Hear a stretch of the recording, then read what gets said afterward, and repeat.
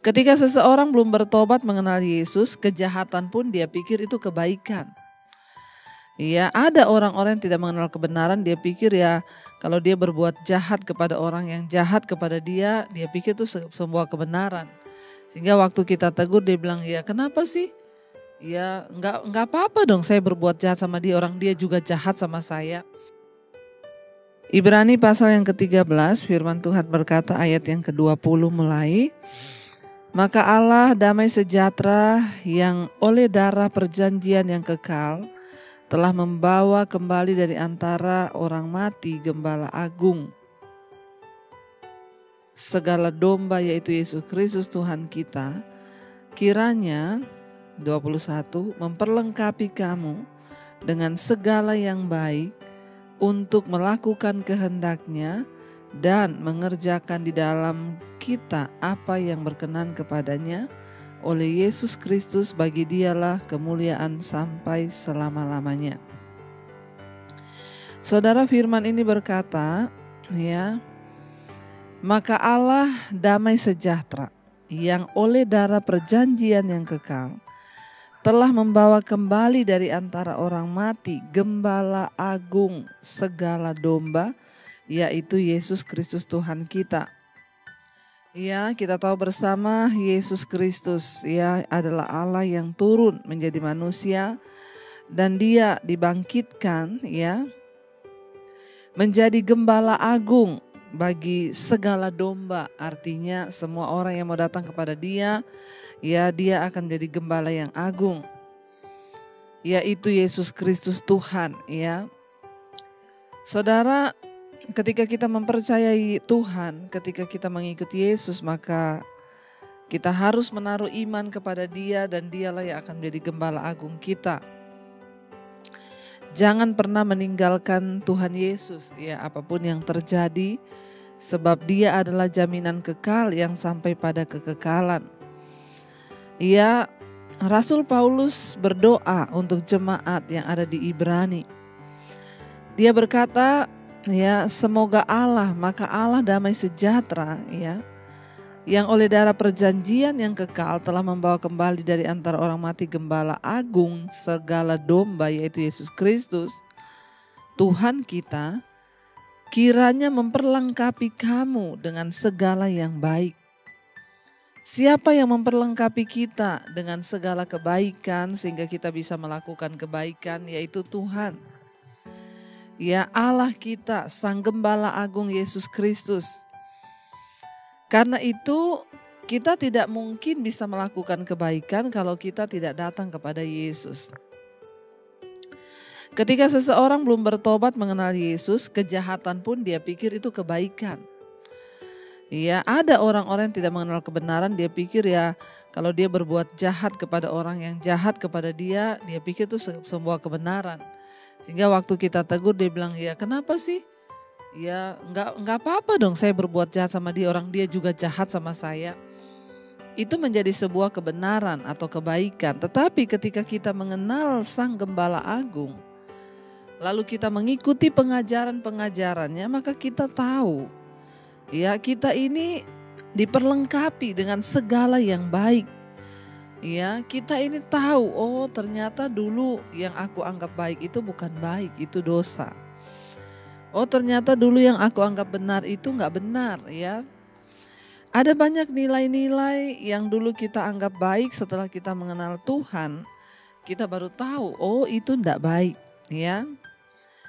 Siapa yang memperlengkapi kita dengan segala yang baik itu? Tuhan, firman Tuhan.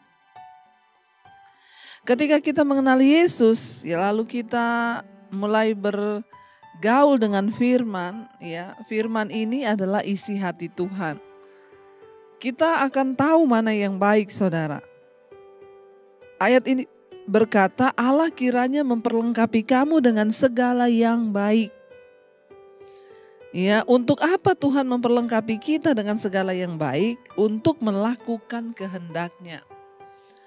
Di hidup kita ini ya ada yang namanya kehendak Tuhan, ada yang namanya kehendak diri sendiri, ada kehendak setan.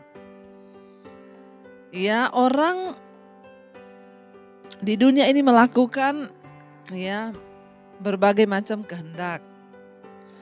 Ada orang yang hidup di dunia melakukan kehendak setan, ya. Dia tidak pernah mengerti kehendak Tuhan. Bahkan untuk melakukan kehendak dirinya sendiri pun dia tidak sanggup karena dia sudah dipengaruhi dan ditaklukkan untuk melakukan kehendak setan. Sehingga hidupnya terus ada dalam dosa. Ada sebagian orang yang hidup mengikuti kehendaknya sendiri. Ya, pokoknya aku maunya begini. Tetapi bagi kita yang percaya, ya, menyerahkan hidup pada Tuhan, menjadikan Dia gembala agung, kita ini diperlengkapi kata firman ini. Untuk apa? Untuk melakukan kehendak Tuhan. Kita diperlengkapi dengan segala yang baik untuk melakukan kehendak-Nya. Jadi kita ada di dunia ini bukan hanya untuk hidup bagi kehendak kita. Tuhan itu mau kita hidup bagi kehendak-Nya. Sekalipun seringkali kehendak Tuhan itu tidak enak. Suruh melakukan kehendak Tuhan itu tidak enak bagi daging, menderita. Tetapi itulah yang harus kita lakukan. Ya, biar hari-hari ini kita semua terus berdoa dan berkata, Tuhan, pakai hidup kami untuk melakukan kehendak-Mu Bapa. Kami mau Tuhan melakukan kehendak-Mu, bukan kehendak kami. Ya, makanya setiap kali pagi kita berdoa Bapa kami itu, datanglah kerajaan-Mu, jadilah kehendak-Mu, ya, atas hidupku seperti di sorga, di bumi seperti di sorga. Goal dari kehidupan seorang Kristen yang percaya pada Yesus itu adalah ketika dia melakukan kehendak Tuhan. Ya, saya mengucap syukur kemarin ada seorang ibu yang menelpon saya, dia bilang, Bu, saya baru kehilangan suami. Ya, dan suami ini dia meninggalkan banyak harta kepada saya. Ya, tapi saya bersyukur, dia bilang, saya setia mengikuti khotbah-khotbah ibu. Dan saya tahu, Bu, semua harta yang ditinggalkan suami saya ini, itu harus saya pakai untuk menggenapi kehendak Tuhan di dalam hidup saya. Saya bilang, puji Tuhan kalau ibu sudah mengerti itu. Kita diberkati untuk apa? Menggenapi kehendak-Nya, bukan menggenapi kehendak kita sendiri. Ya, kita diberi kesehatan, diberi umur panjang untuk apa? Untuk menggenapi kehendak Tuhan. Kalau sampai hari ini saudara masih hidup, saya masih hidup, Tuhan mau apa? Kita menggenapi kehendak-Nya di waktu-waktu yang sisa di hidup kita. Karena tidak ada seorang pun yang tahu sampai kapan umur kita. Ya, sebaliknya ada orang yang menelpon kepada saya. Dia sudah tidak bisa berbuat apa-apa, sudah tua, dia bilang, Bu, saya nih takut mati, Bu. Kenapa? Bapak jangan takut mati, persiapkan hidupmu. Masalahnya harta saya nih banyak, Bu. Saya enggak tahu mau diapain nih kalau saya mati, Bu. Kalau saya kasih orang, saya takut orangnya itu tidak mempergunakan dengan ya baik. Ya, saudara ya.